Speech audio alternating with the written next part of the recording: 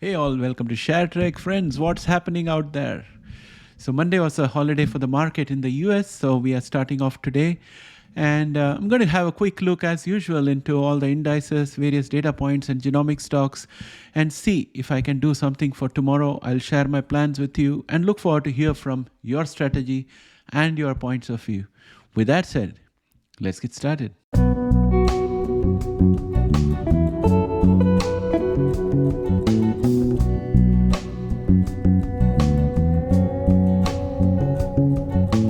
Welcome back, friends. And the first thing that we are going to look at is the fear and greed index, where we are dialing down.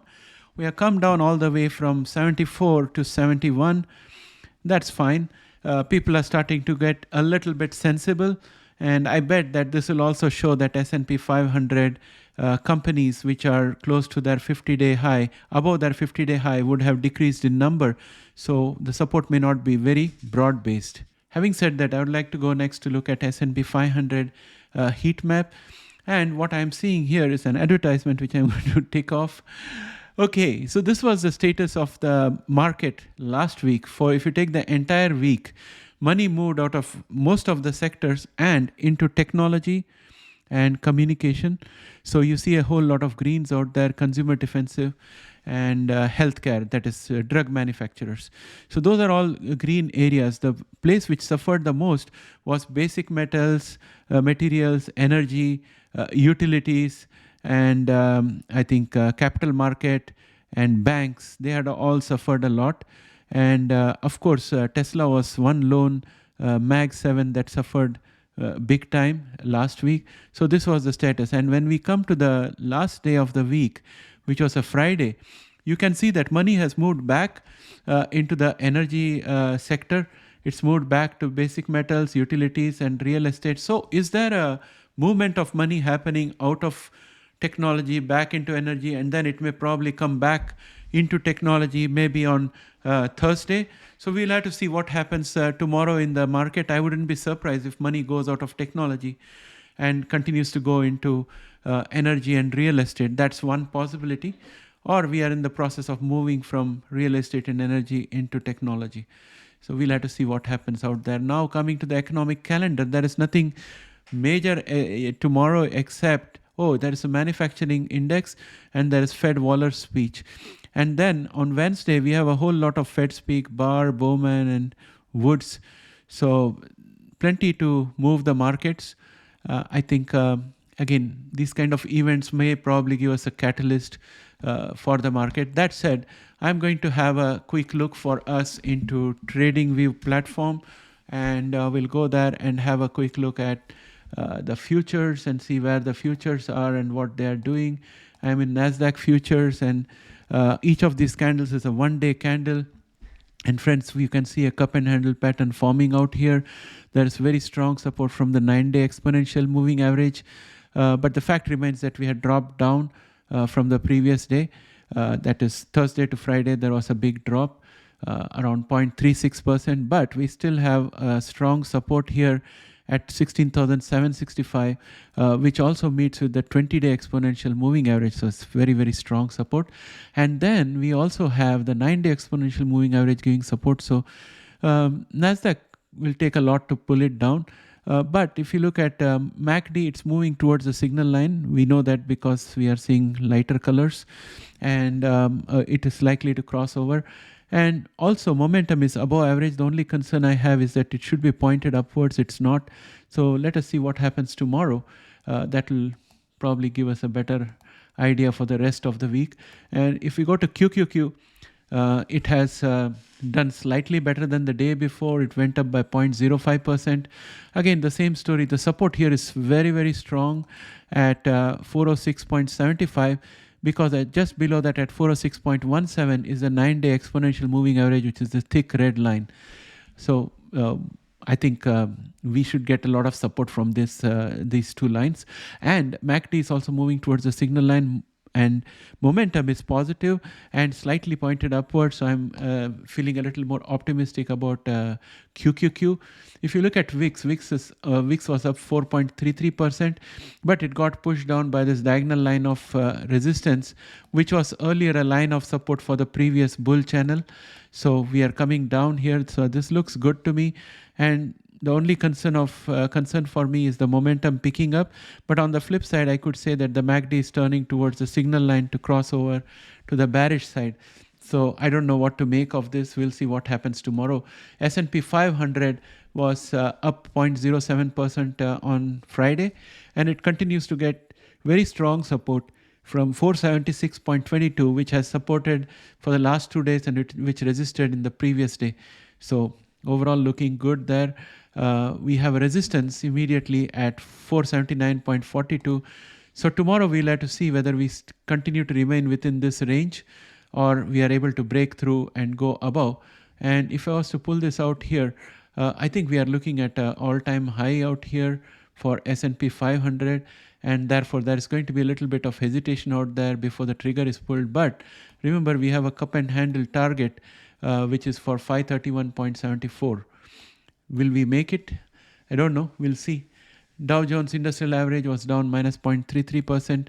MACD is looking bearish, and momentum, which was overbought, RSI, which was overbought, has come down. Momentum is pointing downwards. That's a matter of concern. But the optimistic thing is that we are still way above average in momentum. So that should stand in good stead for Dow Jones. US dollar index was up 0.25, and this morning it's already market open. It's the 15th of January, 9 p.m. and we are up 0.25% on the US dollar index. It's a very smart move up from the close on Friday. So probably the markets are thinking that the Feds may be more hawkish. I don't know. There are too many things that go into making US dollar respond. Russell index was down minus 0.17%. I'm just going to extend this temporary line of resistance from there and say that we have to break through that, and then we'll be able to do further foundation building and growth. But till the time that we don't break through this, we have a support at 191.38 that we should watch, and we are more likely to move towards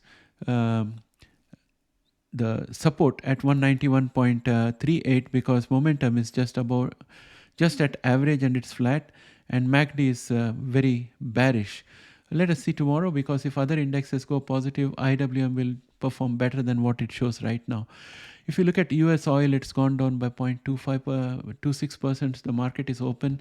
Put call ratio is at 0.922. I'd call it close to neutral with a slight bullish bias. And if you were to look at S&P 500 companies, which are above their 50-day moving average, that number has dropped. It has dropped down to 82.10. That shows that the widespread support that it had before has fallen. And that could probably mean that we are in for a downturn in the prices. If you look at the market movers, NVDA was down minus 0.20%, even though it's a green candle. Could this be a trend reversal sign that we have? Could this be an evening star? We'll see tomorrow, because one of the reasons why it could have come down is because RSI is overbought, so it has to cool off and then it can pick up again. So it may just be a blip for all you know. And Netflix was down minus 0.01%. And if you look at Meta, it was up 1.30%, which is a good, smart raise for Meta. And we will probably see a sideways movement because RSI is overbought, MACD is super bullish. But Meta is known to run above the 70% for prolonged periods of times, as you can see in the past. So I wouldn't rule out further growth in Meta. And Tesla was down minus 3.67%. And today there was, on Threads, I saw a tweet from Tesla CEO Elon Musk, which was posted there, where he said that he's not comfortable heading a company with AI and robotics without more than 25% stake. So probably he's doing a salary negotiation to get more stake in the company. I don't know. But Tesla seems to be suffering a lot. I think it's basically because of Elon Musk. It is suffering. I would venture to put one more support out here, which is not in the chart so far. And I would peg the support somewhere out here. This would be the level at which I'll put the support. And it's going to be at 212.11. So that is one more support for Tesla. Let me mark this green. Let me mark this green. And momentum is almost at the bottom. Usually when you go to 30%, you kind of bounce back. So I think there'll be a dead cat bounce for Tesla tomorrow, hopefully. I am racking up a lot of losses on Tesla, but I believe the company is good. It's just suffering from the CEO, that's all. So that said, I'm going to have a look at Microsoft, which was up 1.0%. And the CEO of Microsoft doing excellent job. We are just about overbought and MACD is bullish. Everything is looking good out here. Maybe a little bit of consolidation before moving up further.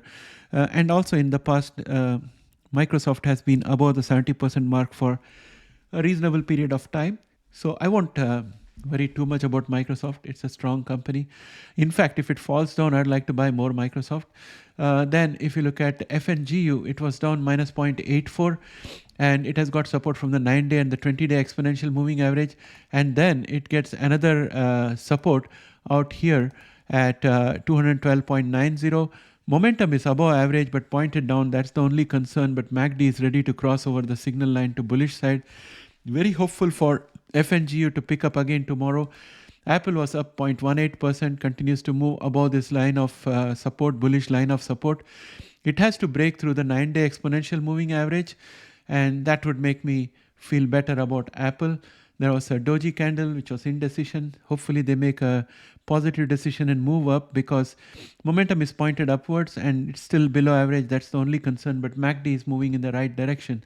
Google was up 0.40% and it's got support from all the exponential moving averages. MACD is bullish and momentum is also saying that Google is a good going forward. And Amazon was down minus 0.36%. It's got support at 154.61 and it ended the day at 154.62, just 1 cent above that. I'm confident that the support should hold off because MACD has crossed over the bullish side, so that's one positive.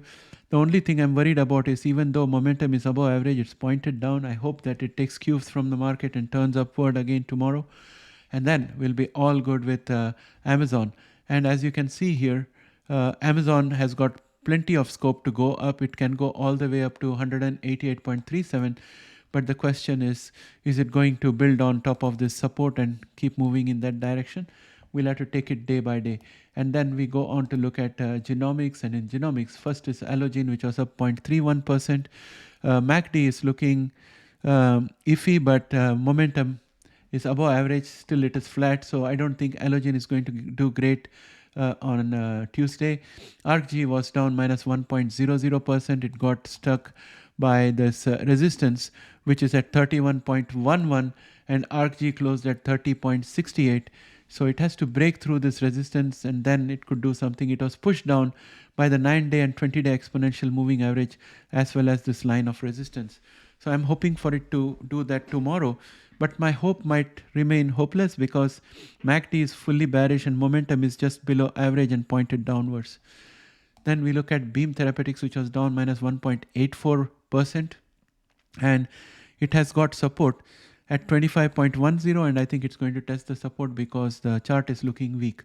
Bluebird was up 8.70%. This could be the effect of Andrew Obenshain's statements at JP Morgan 24 conference. If you buy what Andrew Obenshain has said, I think we are putting a floor for Bluebird above which it will start climbing, and its equity dilution is getting digested gradually. It has gone all the way up to 1.5. It's looking good now, but it still has a long way to go on in the momentum department. Next, we look at Bionanogenomics, which was down minus 4.23%, still looking very weak on the charts. Caribou up 2.55%. It's looking good on the charts. MACD is moving towards the signal line to cross over, and we have got the momentum just below average, but it's pointed in the right direction, so it could improve. And we have support from the 100-day exponential moving average, which is this yellow line, and this diagonal line of support from the previous bear channel, which is now giving support out here. So hopefully Caribou bounces back. It's a good company. CRISPR Therapeutics was down minus 0.91%, and it has fallen below the diagonal line of support from this earlier bull channel. So it's not looking great.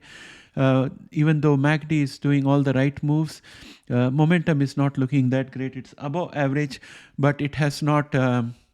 It's not pointed upwards, so there's a chance that it might come down. But 64.25 seems like a bargain for CRISPR Therapeutics. I hope there are people who pick it up. DNA was down minus 2.99%. Chart is looking tremendously weak. Eritas was down 0.98%. Again, the chart is looking very weak. Illumina was down 2.11%. Chart is looking weak, but there is a chance that Illumina might turn around because the momentum is above average. All that it needs to do is turn around. So if the momentum picks up tomorrow, we'll have more improvements in Illumina, and it has to break through the resistance at 141.43. It's right now at 138.04. IMTX was up 3.38%, got pushed down by this line of resistance here at 12.71. MACD is wildly bullish. Momentum is above average, and RSI is overbought.